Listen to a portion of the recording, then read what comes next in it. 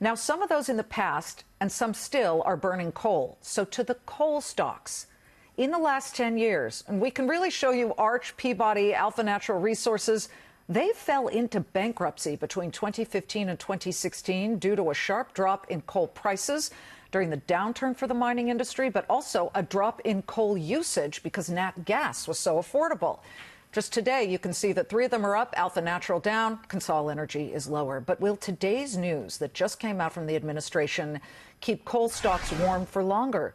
New York State Attorney General has made it clear he will challenge the administration's plan to dismantle the Obama-era Clean Power Plan. What will this mean for the president's new plan unveiled today? We bring in the man behind the administration's Affordable Clean Energy Rule, Acting EPA Chief Andrew Wheeler. Welcome, sir. Thank you for being here.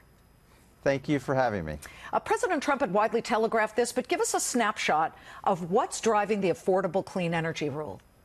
Well, as you know, President Trump last year asked us to take a look at the Obama administration's proposal, overhaul it, and take a look at it. And what we did was, you know, the Obama administration's proposal was challenged by 27 states.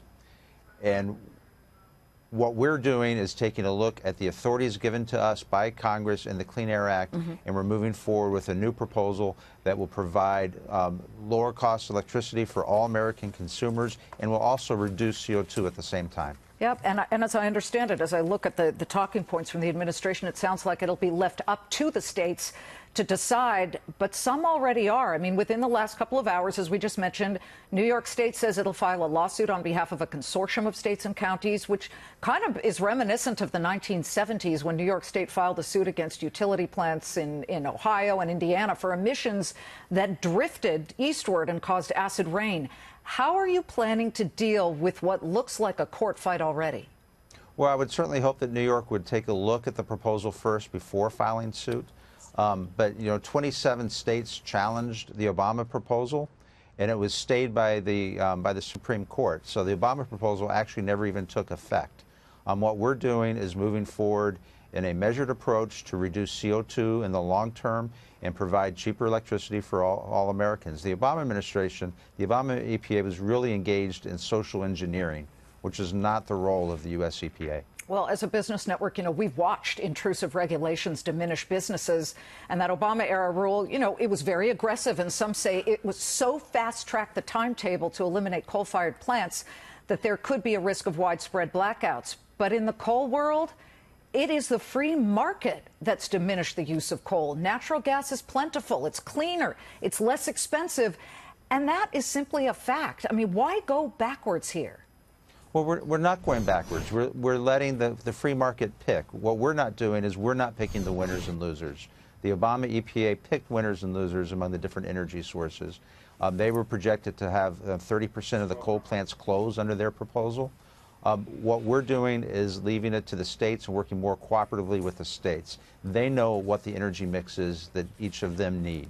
You know, New York should not dictate what Ohio or Pennsylvania or West Virginia need for their energy production, and certainly the U.S. EPA should not dictate to the states what they need for their energy production. We need to work more cooperatively with the states, which is what President Trump's proposal does today. Well, that's the economic part, because, as I say, natural gas, what, $2.97 per million British thermal units, but coal is $40 per ton. You know, to the environmental part of it, the talking points we got from the White House this morning said that the ACE rule, and this is a quote, the ACE rule will ensure the U.S. remains the world's gold standard for energy production and environmental protection.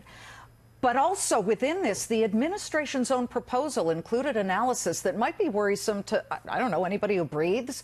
48,000 new cases of exacerbated asthma. We can put this up on the screen. Also, in the administration's analysis, they said the potential of at least 21,000 new missed days of school annually by 2030 because those pollutants would increase the atmosphere rather than decrease.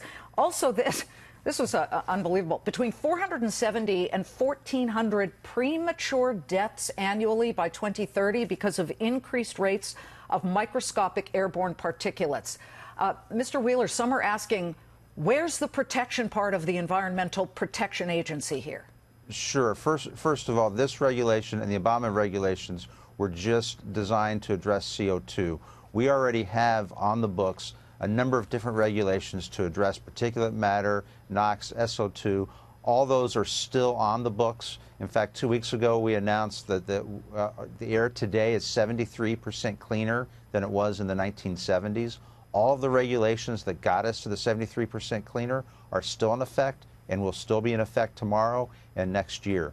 This announcement today is just for energy efficiency for the utility sector. This does not go to the underlying environmental protection regulations that are already on the books and will remain on the books. I'm glad you brought up the utilities. You know, we have a lot of utility CEOs who come on here, and even the utilities in those 27 states that you referenced that sued to block President Obama's Clean Power Plan say they're at the point of no return. You know, they've told us they've mostly already met the Obama-era regulations. Reuters did a study of 32 utilities in those 27 states, and the bulk of them said they have no plans to alter their multi-billion-dollar shift away from coal. So why not take the approach that we saw President Trump and his daughter Ivanka take recently when they held this Jobs Event of Tomorrow event?